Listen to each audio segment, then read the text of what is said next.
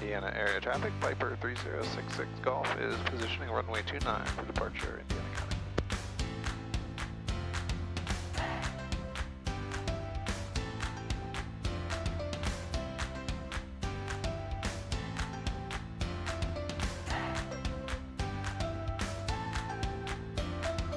Hey everybody, welcome back to another episode of Planes, People, and Places. We're here today with Dr. George Bieger. Welcome, George. How's it going?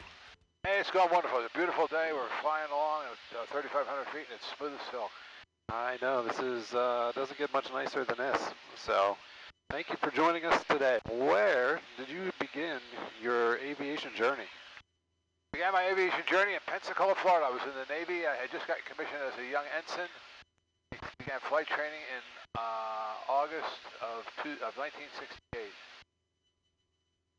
Awesome. Now, did you have any experience in aviation prior to joining the Navy? One demonstration flight as part of my Navy training. Went to Pensacola one summer and I had one flight for probably 45 minutes. It really got me excited about it. And you were hooked from that point forward? I was indeed, yeah. It was a lot of fun, and the instructor at the squadron that took me out was really helpful, and he let me handle the controls and demonstrated some loops and barrel rolls and things like that, and I like stuff like that, so it was fun. That's really cool. What type of aircraft did you fly during training, specifically? There's three phases of training, what they call primary training. That's where you take a person who's never flown and they get them to solo, and that was in a T-34B. T-34 is built on a Beechcraft Bonanza frame, I'm told. It's tandem seating, one in front of the other. And the next phase is basic training, and that was we've transitioned to T-28s. T-28 was a relatively light two-seater, again tandem, highly overpowered. It had an R1820 engine. It was claimed to be the fastest airplane from a dead stop to 2,000 feet in the world. Then after that was they called advanced training, and for me that was in S2, a Grumman tracker. S2 is used as a carrier-based anti-submarine warfare plane. Now, once you got into your squadron, is that the plane that you primarily flew, the S2, or did you jump between platforms? Yeah, I flew mostly S2s, but what was interesting was when I got my wings, shortly before I got my wings, they were talking about where am I going to go. There was a drawdown of pilots as the Vietnam War was going through one of its cycles. One of those things where it seemed like they either had too many pilots or not enough pilots. And when I finished up, they had too many pilots, so they said, we can give you a desk job in Washington or someplace, or you can send you back to the training command as an instructor. And I said, oh, I'll do that. Yeah. So I went back to primary training at VT1, Training Squadron 1, which is where they did all the primary training. I became a flight instructor for 3 years there, again in the T-34. So I got a lot of hours in the T-34. It was great fun. That's awesome. So I have to ask, being a Navy pilot, what was it like to do that first carrier landing? First carrier landing was really exciting. We had done a lot of practice on outlying fields, you know, where you look at the ball and make all the right calls and come in at the proper speeds and so on. But you don't hit a tail hook. You don't hit a wire. So you just do the best you can. So we went out in groups of 4. As I recall, we were about maybe 2,000 or 3,000 feet up above the carrier as groups of 4, and then every once in a while, after every half hour or so, they say, okay, drop down another 1,000 feet. We dropped down until it was our turn when flew the pattern, and what you're taught was to loosen up the friction knob on the throttle quadrant so that you can make very, very small adjustments to power. So I had it really, really loose, and as soon as it caught the wire, everything went flying forward, including the throttle, which I had let go of by this point. The airplane was going at about 2,800 RPM. And this lineman over there was with his hands on it, shut it, slow it down, slow it down. I was so damn excited, I didn't even see the guy. But eventually awesome. I did, and then everything was okay again. So the first one was a thrill. Nice. Does it take a while to get used to that experience, or is it something, like you said, it's just... I'll be honest with you, everyone was a thrill. Probably one of the most precise kind of flying I've ever done in my life. Yeah. Formation flying combined with trying to that posted SAM carrier deck, you were graded on, there are 4 wires, and you're graded, you're supposed to hit the number 3 wire. Got good grades if you hit the number 3 wire properly. So it's pretty precise kind of flying. Finley area traffic, challenge late keep, Charlotte is 65 miles to the south, 23 on with E6 in traffic in area, please advise. So what was it like working as an instructor when you went back on that first assignment? I really liked that because I remember how excited I was about flying in the beginning and learning how to fly. I tried to communicate that same level of excitement to the students with whom I was working. Most of them were really excited about flying. But Nice. I liked the idea of trying to, there's also a lot of apprehension. I mean, for them it was their job. When you go through flight training in the military, getting paid, and you're getting paid to be a flight student. Yeah. So they wanted to do well so they could get a good choice of selections of squadrons or types of aircraft when they finished. There's a lot of pressure on them and a lot of anxiety and apprehension. I think I did a pretty good job of helping alleviate that, helping them realize the enjoyment of it all. So what was one of your favorite jokes to play on a new student? Oh, I'm sure there were many. Jokes were typically things when you teach them how to do the pre-flight, you would tell them go back to the hangar and ask the mechanic for a jar of relative bearing grease. Or you're up in the front of the airplane, you're running your hand on the prop, and you say, we need some prop wash. Go back and get a bucket of prop wash. Nice. There's some nastier things that we did too that I won't mention here. So did a lot of the training you did, I guess, as a flight instructor carry over to the civilian side with students, like I said, in general aviation? Yeah, in fact, one of the things I like most to do in teaching as a civilian instructor was teach people who have never flown before for the same reasons I just explained. Yeah. I think I was pretty good at it in terms of being calm and boogers are out there trying to kill you. They're coming in low and they're coming in slow and flipping the airplane all over the sky. And you just gotta relax. And try not to get too alarmed yourself when they try to kill you. Some people weren't good. Some of my colleagues were less serene about it all. It was hilarious. They used to refer to them as screamers. The tandem seating, the students sat in the front, the instructor sat in the back. Okay. And they were wearing flight helmets.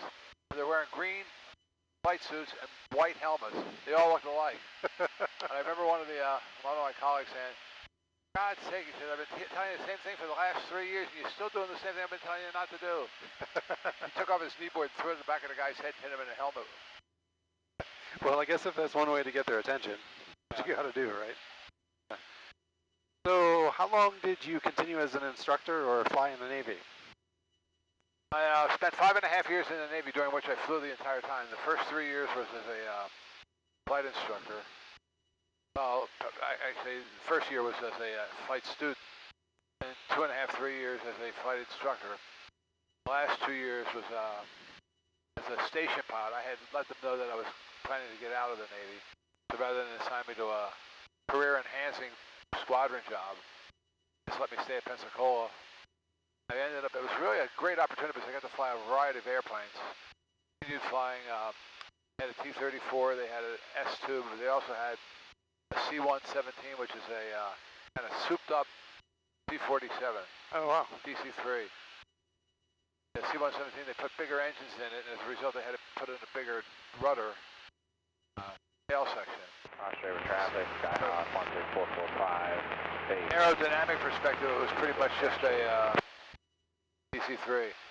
Flew a C-54, flew a C-131, flew Piper Aztec. We were called utility pilots. Pensacola is a big naval base. They had a big hospital, for example. They had up in Meridian and Kingsville, Texas, and other places like that. They had small medical clinics, but they didn't have any specialists. So we'd sometimes have to take an obstetrician or ophthalmologist or whatever, some specialists. We'd have a specialist day at Meridian, Mississippi at the clinic there, so I'd taken doctors along. Or we'd have to take the Navy band over to a little shipyard in Pascagoula, Mississippi for the commissioning of a new destroyer or something. Okay. What was one of your most memorable flights? Probably the the most memorable flight was in a C-54. We had gone up to Washington, D.C., landed at Andrews Air Force Base. Nice. And I was flying with a guy. His name was Leroy Franz. He's a really, really good pilot. But he was very, very fastidious. We actually used to tease him all the time because he was so fastidious and meticulous. And we would sit there at the end of the runway, and he would give this briefing that seemed like it would last for 15 minutes. It probably only lasted for 45 seconds. But he'd say, okay, on takeoff, I'll handle the controls, I'll do this, I'll do that. He'd turn to me and say, you as co-pilot, you'll do this, you'll do that. Turn to the flight engineer, you'll do. And if we have an engine failure, I'll climb out. If we have an engine failure on before we have to rotate, so he'd cover all the possibilities and review all the procedures. Oh God, Leroy, we know the routine. Just let's get on with it. Let's get home. So we take off in the C-54. We climb up to about 8,000 feet, and as the flight engineer is pulling the throttles back on this 4-engine airplane, all of a sudden you hear this misfires on number 2. Fire on number 2. And immediately, everybody just did what they were just told to do. And the flight engineer did his thing, I did my thing, the pilot did his thing. We feathered the engine, put out the fire. All this in about 30 seconds. Leroy looks over at the flight engineer and he says, I think I'll have a cup of coffee now. Never, ever, ever laughed at Leroy Franz again. Nice, nice. So then once you got out of the Navy, what was the next part of your journey? Well, I ended up getting away from flying for a couple of years as I went to graduate school and so on. Then when we moved to Indiana in 1986, I probably had not been flying for about 4 or 5 years. And when I got to Indiana, I was out for a bicycle ride one day and happened to go by the airport, and I thought, I'm going to stop in and see what it would take to get back into flying. Yeah. So I just poked my head in the office, and there was a guy that was a flight instructor. And he says, as a matter of fact, he said, we just put a new radio in this Warrior. You're welcome to come along, no charge, if you want to just come along just for the fun of it. I said, sure. So I parked the bike, and I went and got in the plane. He said, you may as well sit in the left seat. I sat in the left seat, and I'd never flown a Warrior before.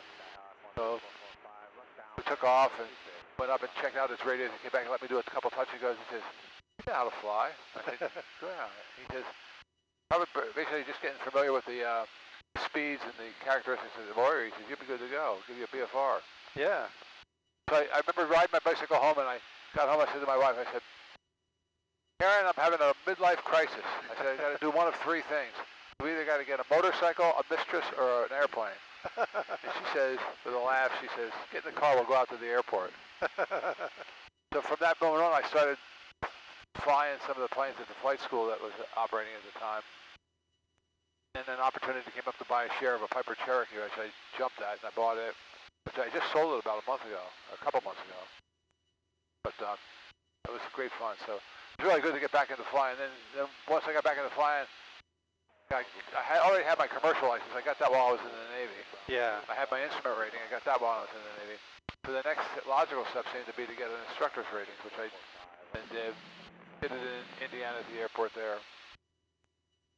And a couple years after getting my instructor's rating, I decided to try to get a multi-engine instructor and an instrument instructor's rating, which I did again. But it's been a great, great ride, and really enjoying the heck out of it. Nice. What's your favorite thing about working with students in the airplane? Beyond kind of, like I said, giving them that initial experience of flight. Well, I think seeing the look on their face, you know, or even hearing their voice when they do their first solo. When they do their first solo, you usually taxi after like a flight. You taxi back in, get out of the plane, you sign their log books and endorse them for solo flight. And I sit there with the handheld radio and I say, okay, go up and do 3 landings to a full stop, takeoffs and landings to a full stop. And I bet you half the time I'm listening on the radio when they take off, and you hear them as soon as they're airborne, you see yoo-hoo or yahoo or something like that. So they're really excited. And I think that's thrilling for me to hear them or see them be so excited about their first solo. And then, of course, when they pass their check ride, they're thrilled about that. Yeah, yeah. So I think seeing this sense of accomplishment visibly on their face or hearing it in their voices is really rewarding. What advice would you give somebody who's starting out in aviation today? Do it. And what I would suggest is fly as often as you can. you know, rather than say I'm going to take a lesson this month and then I'll try to save up some money and take a lesson next month. My advice would be to save up a bundle of money. Save up $4,000 or $5,000. Take up a lot of lessons in a short period of time. You'll find that your money goes further that way. The more often you're able to fly, the quicker you will learn. The more often you fly, the less time it will take to complete your solo and to complete your license requirements. Awesome. And then once you get your license, the next thing I say is as soon as possible get your instrument rating. It makes the license so much more useful from a utilitarian point of view. And safer. And safer, yeah, absolutely. Except the margins close up a little bit. You get a lot more precise. Fantastic. Well, George, thank you for taking the time today to go flying. Oh, it was great fun. It's great reminiscing about some of the early days. So thanks for the opportunity to think about those things. Good talking with you. Well, we'll have to do it again soon. Okay, let's make up some more lies. All right. Well, thank you, everybody, for joining us. Hope you enjoyed our little chat here with Dr. George Bieger. Like I said, can you reach out to him sometime? I'm sure he's always around the airport, so make sure to say hi. He's not that mean. Not that mean. Yeah. Get to be a cranky old man, though. All right. Well, thank you again, everyone. We'll see you on the next episode.